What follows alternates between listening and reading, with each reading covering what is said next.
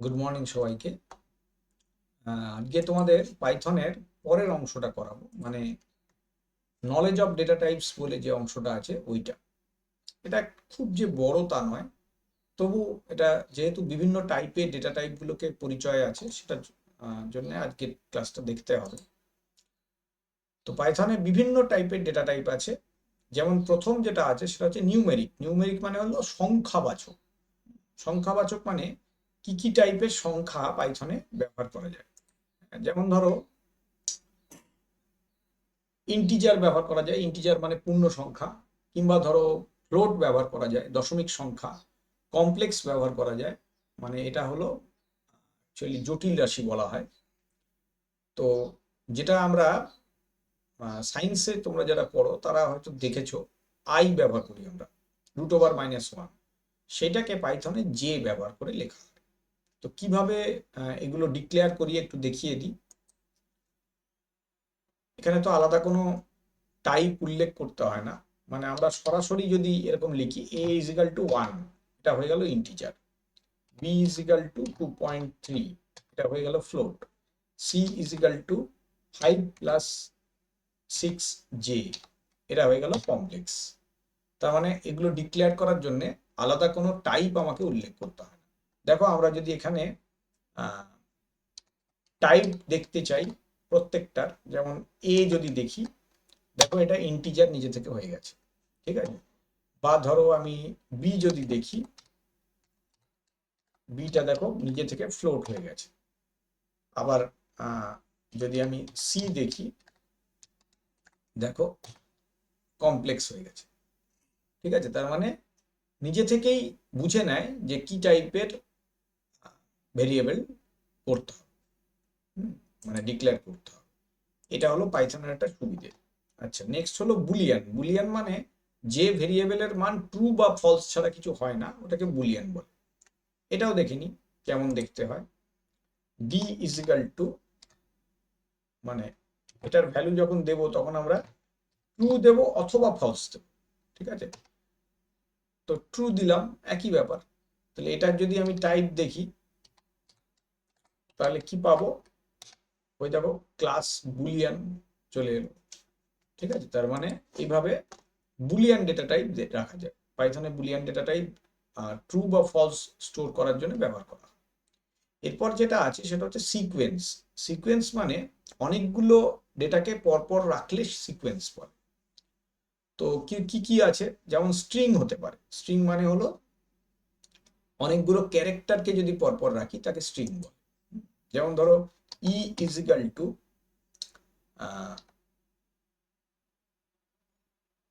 ABCDE, এটা হয়ে গেল একটা স্ট্রিং। আবার যদি f=, ডবল ইনভার্টেড কমার মধ্যে লিখি CDE, তাহলে পরেও একই জিনিস হবে, ঠিক আছে। কেন? কারণ পাইথন দুটোই সাপোর্ট করে, ঠিক আছে। আর যদি আমি মাল্টি লাইন স্ট্রিং রাখতে চাই, মানে যদি একাধিক লাইনে রাখতে চাই, তাহলে এভাবে তিনটে কোটেশন ব্যবহার করতে পারি।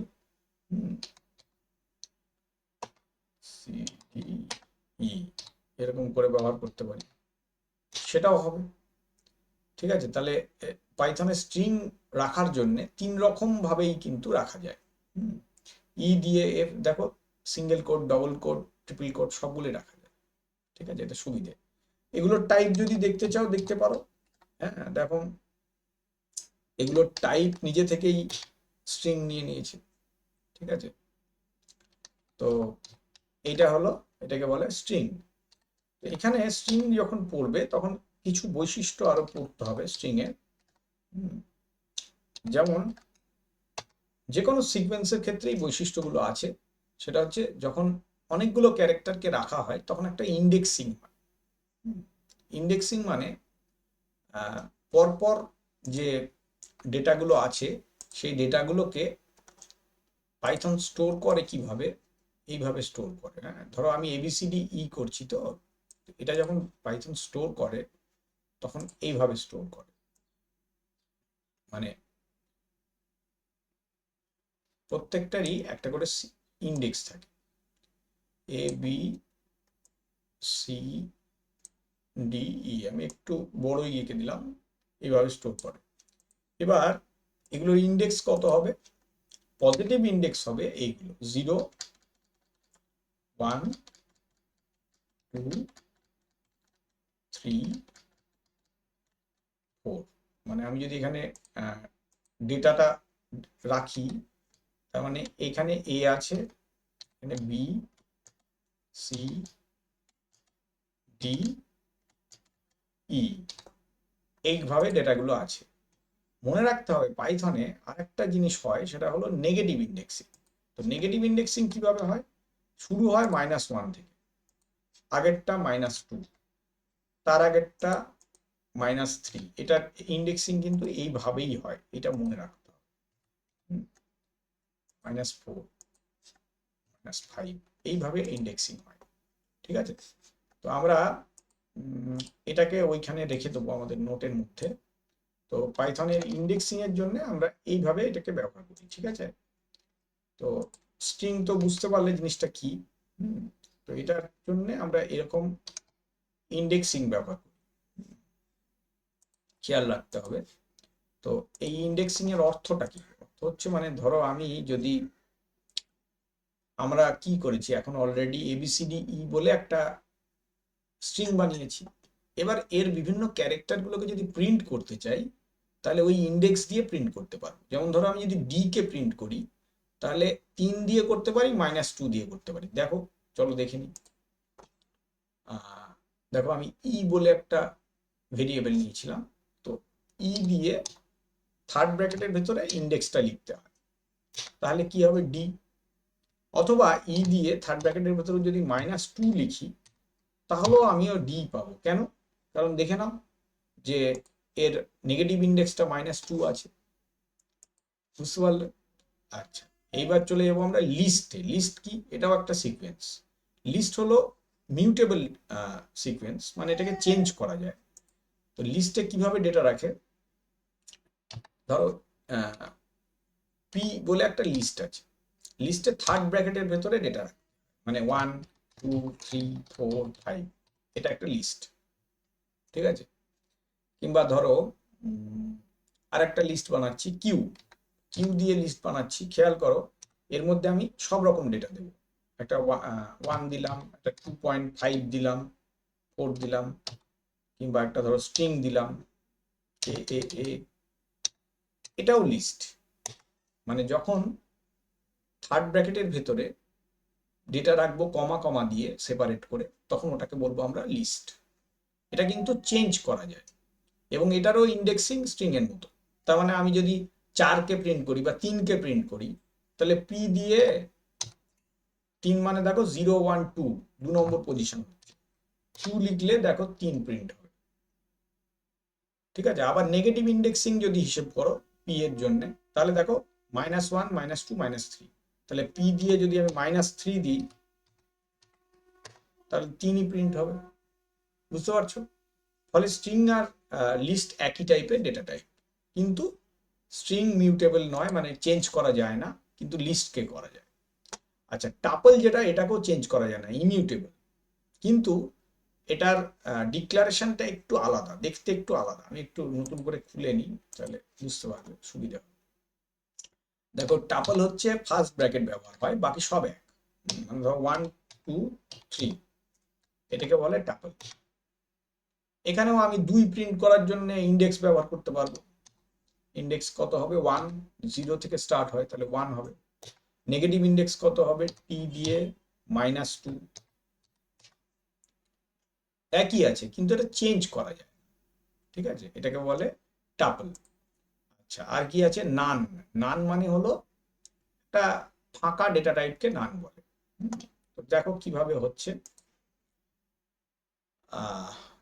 তার আগে টাপলের ইয়েটা, ডেটা টাইপটা দেখিয়ে দিই। টাইপ দিয়ে যদি টি করে দিই, দেখো তুমি তাহলে ডেটা টাইপটা দেখতে পাবে। ওই দেখো, ক্লাস হচ্ছে টাপল। ঠিক আছে, আচ্ছা, এবার নানটা দেখাই। নানের জন্য ধরো আমি এন নিয়েছি, এন এর ভ্যালু দিয়ে দিলাম নান। এটা একটা কিওয়ার্ড, নান হয়ে গেল। এবার নানের এন এর যদি আমি টাইপ প্রিন্ট করি, তাহলে দেখো এর ক্লাসটাই হয়ে গেছে নান টাইপের, মানে এর মধ্যে কিছু নেই, ব্ল্যাঙ্ক। এটা বোঝাবার জন্যই নান শব্দটা ব্যবহার। আচ্ছা, পরেরটা কি? পরেরটা হচ্ছে ম্যাপিং। ম্যাপিং মানে হলো একটা বিশেষ টাইপের ডেটা টাইপ যেখানে দুটো জিনিস থাকে, একটা কি থাকে, একটা ভ্যালু থাকে। এটা ডিটেলসে তোমাদের পরে আছে, আমি আবার পরে করাবো, তবু দেখে রাখো এখন কিরকম। ধরো D1 বলে আমি একটা ম্যাপিং বা ডিকশনারি বলে, ডিকশনারি বা ম্যাপিং নিয়েছি। এটা সেকেন্ড ব্র্যাকেট দিয়ে শুরু করতে হয়, শেষ করতে হয়। এবার 1:A, 2:B, এইভাবে আমরা ম্যাপিং তৈরি করি। ঠিক আছে? এবার এই 1টা বা 2টা কি? 1 2 হচ্ছে কি, আর AB টা কি? AB টা হচ্ছে ভ্যালু। একটা কথা মনে রাখবে যে ডিকশনারিতে, এই যে টাইপটা দেখে নাও, ডিকশনারিতে কিন্তু কোনো বাধ্যবাধকতা নেই। মানে কিটা হতে পারে ক্যারেক্টার, ফ্লোট, ফ্লোট হবে না, সরি, ক্যারেক্টার বা নাম্বার। আর ভ্যালু, ভ্যালু তো যে কোনো কিছু হতে পারে, মানে ইন্টিজার, ক্যারেক্টার, ফ্লোট, যে কোনো কিছু হতে পারে। কিন্তু কিটা হতে হবে হয় নাম্বার অথবা ক্যারেক্টার। ঠিক আছে? তো এটা হলো ডিকশনারি। আর কি আছে? আর কিছু নেই সেভাবে। আর শেষে যেটা আছে মিউটেবল এবং ইমিউটেবল ডেটা টাইপ। তো মিউটেবল তিনটে জিনিস, একটা হচ্ছে লিস্ট, একটা ডিকশনারি, একটা সেট। সেটটা যেহেতু তোমাদের সিলেবাসে সেভাবে নেই, সেজন্য সেটটা আলাদা করে করালাম না। আর ইমিউটেবল মানে হচ্ছে যেগুলোকে চেঞ্জ করা যায় না। বাকি যে ডেটা টাইপগুলো করালাম, মানে ইন্টিজার, ফ্লোট, স্ট্রিং, টাপল, এগুলো সব হচ্ছে ইমিউটেবল ডেটা টাইপ, মানে এগুলোর ভ্যালু চেঞ্জ করা যায় না। ঠিক আছে? শুধু এইটুকু কথা মনে রাখবে, তাহলেই মিউটেবল এবং ইমিউটেবল ডেটা টাইপগুলো করা হবে। তো আজকে এই সেকেন্ড যে ইউনিটটা ছিল তোমাদের, সেকেন্ড ইউনিট বলবো না, সেকেন্ড যে অংশটা আর কি, নলেজ অফ ডেটা টাইপ, এই অংশটাও আমাদের হয়ে গেল, সাব ইউনিট বলা যেতে পারে। সেকেন্ড সাব ইউনিটটাও আজকে কমপ্লিট হয়ে গেল। ঠিক আছে? তো পরের দিন আমি এই expression, statement, type conversion and input output, এই অংশটা করাবো। ঠিক আছে? তো ক্লাসগুলো অ্যাটেন্ড করো, প্রত্যেকটা ক্লাস দেখো, ভালো লাগবে, বুঝতেও পারবে। আমাদের মোটামুটি এগোচ্ছে ঠিকঠাকই, আশা করা যায় তাড়াতাড়ি কমপ্লিট হবে। থ্যাংক ইউ সকলকে, আজকে এইটুকু রাখছি।